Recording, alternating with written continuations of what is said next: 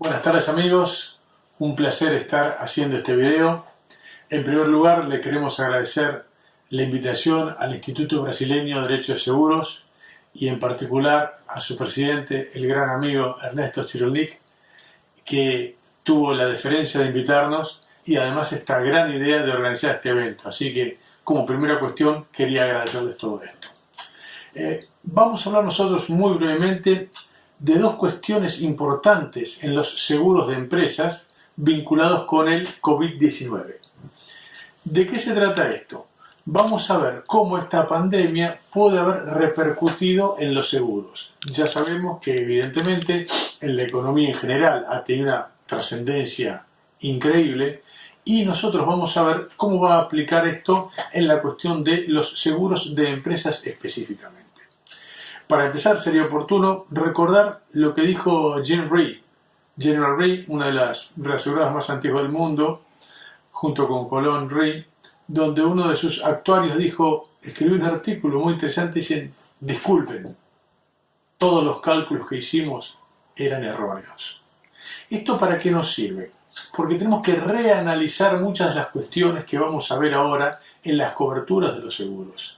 Y también nos va a servir para tener muy claro que no hay verdades absolutas, sino que vamos a tener que analizar las cosas de una manera muy puntual y específica. Dentro de los seguros de empresas, ¿qué es lo que a nosotros nos interesa? Y esto va a repercutir en distintas cuestiones. Por ejemplo, en el seguro de todo riesgo operativo y business interruption, también en el seguro de directores y gerentes, también en el seguro de errors and omissions, incluso también va a aplicar en los seguros de cyber risk. ¿Por qué? Porque ahora que hay mucho home office, teletrabajo, la gente trabajando en su casa, es mucho más sencillo que aparezcan hackers metiéndose a invadir nuestra intimidad. Entonces, ¿cómo está ahora la parte concreta de los reclamos que puede haber en seguros y la pandemia? Debemos aclarar que ya hay demandas en Estados Unidos en cuestiones referidas a directores y gerentes, responsabilidad civil, business interruption, es decir, hay demandas ya iniciadas. Por ejemplo, en el tema de directores y gerentes está el caso de Norwegian, que es el crucero donde se ha contagiado a la gente, donde se los ha demandado por no haber tomado las medidas del caso.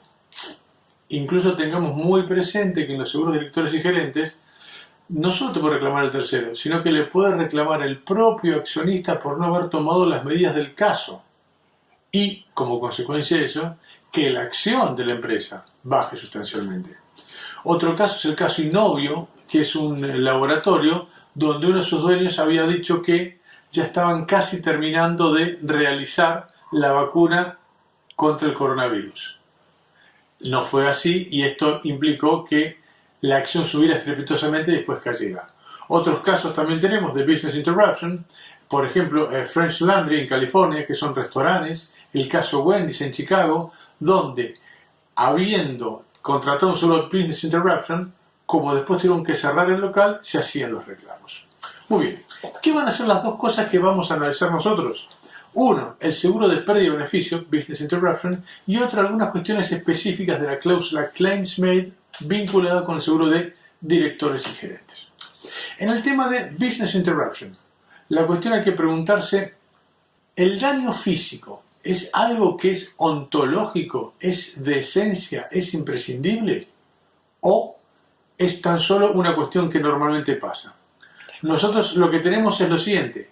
La realidad es que si bien la mayoría de los seguros de pérdida y beneficios requieren daño físico, tenemos que ser muy claros que técnicamente no es imprescindible que haya daño físico. ¿Por qué? Porque tenemos varios seguros que no lo requieren. Por ejemplo, el seguro de cyber risk, el seguro paramétrico, el seguro de interrupción de accesos, el seguro de autoridad civil. Muchos de estos seguros aplican la cobertura de pérdida y beneficios, pero sin necesidad de que haya daño físico. Entonces, como primera cuestión, tenemos que tener muy claro que no es imprescindible. Segunda cuestión, y con respecto al daño físico, ¿qué tipo de interpretación vamos a hacer? ¿Una interpretación amplia o restringida? La mayoría de las compañías de seguros y reaseguros dicen que el daño físico debe ser un daño estructural. Por ejemplo, un incendio, una inundación, etc. ¿La realidad cuál es? ¿Es así necesariamente? ¿Qué dicen las pólizas? Generalmente no dicen nada. Por tanto, si la póliza no dice nada, tenemos capacidad de hacer una interpretación. ¿Y qué vamos a hacer nosotros? Hacer una interpretación amplia. Para esto vamos a seguir la jurisprudencia y la doctrina de Canadá y de Estados Unidos, donde ellos utilizan mucho lo que se llama el test de funcionalidad. ¿Qué va a implicar esto? Que puede ser que no haya un daño estructural, pero que sí haya un daño en el funcionamiento o en el uso de la cosa. ¿Eso qué va a implicar?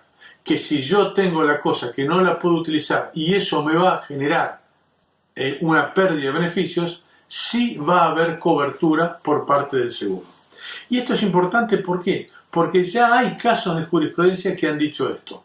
Por ejemplo, el caso Gregory Packaging, donde había un problema de amoníaco, donde no había daño físico, pero sí olores, se aceptó la indemnización. Que podemos mencionar es el caso Trapco, donde también ahí lo que había eran gases tóxicos. Esos gases tóxicos no producían estrictamente un daño físico, pero no permitían la utilización del bien.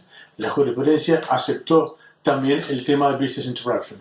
Otro caso es el caso de olores. Hubo varios casos de jurisprudencia donde había olores que no permitían por la posibilidad de utilización del bien, por ejemplo en restaurantes, y se aceptó el business interruption. Incluso hay otro caso del Festival de Shakespeare de Oregon, donde humo que había en las inmediaciones no permitió a este festival que se hacía al aire libre, y la jurisprudencia determinó que aunque no había ningún tipo de daño físico concreto, sustancial, igualmente correspondía el tema de BI, Business Interruption.